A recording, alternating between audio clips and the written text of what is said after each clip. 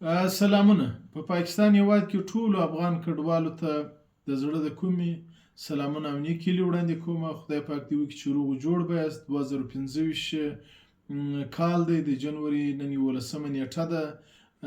دغه څو موسم په اسلام آباد کې زموږ د افغان کډوالو د نیولو لړۍ پیل وه، چې دا موضوع پر سوشل میډیا، خاص کر پر انټرنیشنل میډیا باندې یا پر نړیوالو رسنیو باندې ډیره ګرمه روانه وه. په دې کې ضد او نقیص خبرې وې. نو زما د ویډیو هدف هم دا و چې موږ تاسې افغان کډوال په ځینو شیانو باندې خبر سو او خپل د کوم رسنۍ کې څه ویل کېږي په هغو باندې هم سر خلاص کو او زموږ مشکلات تر نړیوالو پورې په کوم انداز ورسو او اصلي موضوع چې شته په اسلام آباد کې کوم وخت کې چې د عمران خان لاریونونه وه، هلته زموږ افغان کډوال د پاکستان وزیر داخله په دې کې لتاړ یا ککړ وبلله. خو بیا په هغه کې زموږ د اسلام آباد کوم د افغان کډوالو کمیټې چې د هلته چې کوم مشران دي هغه او نورو افغان کډوالو دا خبره وکړله چې موږ افغان کډوال د سیاست څخه لیرې یو، موږ په سیاست کې هیڅ برخه نه اخلو. ځینې افراد به یي، ځینې کسان به یي، چا به غولولي وي، چا به پوس ولې احساساتي سوي به یي، مقصد دلته پیدایښت یې سوی دی، ځوانان سوي دي، د بچیانو خاوندان سوي دي، دا شی به وي. خو هغه زموږ د افغان کډوالو نمایندګي نشي کولی.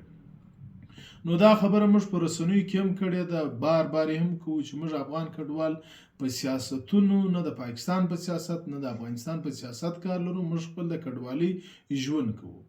رالو چې په اسلام آباد کې زموږ کوم افغان کډوال نیول کېږي، هغه افغان کډوال د حکومت پاکستان د چارواکو په وینا باندې چې د دوی اسناد ونه لري یا غیر رجسټر وي، یا هغه افغان کډوال چې ویزا ولري هغه ویزا یې اکسپایر سوي، هغه افغان کډوال نیول کېږي.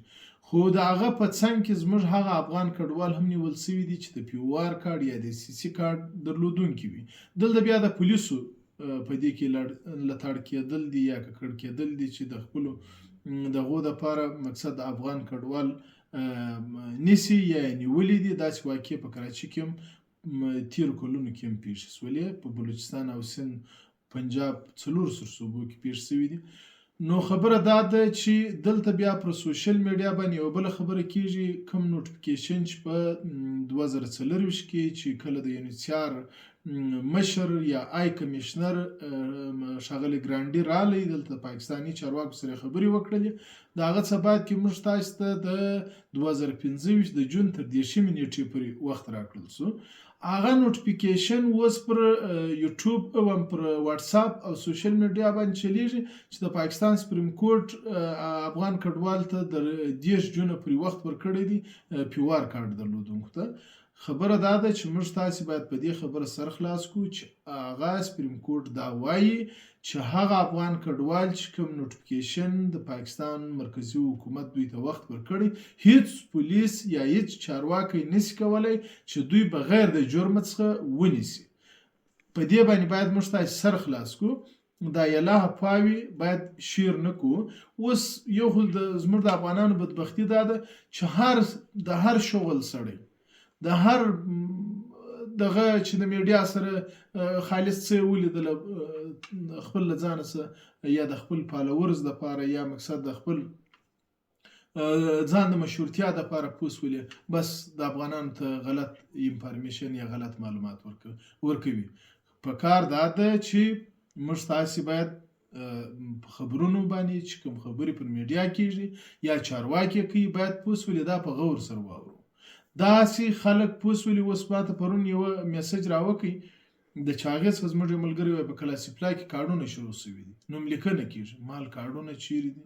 په اسلام آباد کې هلته افغان کډوال نیول کېږي، په کلاسیپلا کې بیا دغه کارډونه لیکل کېږي. دا خلکو ډرامې شروع کړي دي. دا خلک خپل د ځان دپاره دغه رقم ډرامې کوي. ځینې بدبخته انسانان دي، هغه هم زموږ افغان کډوال دي.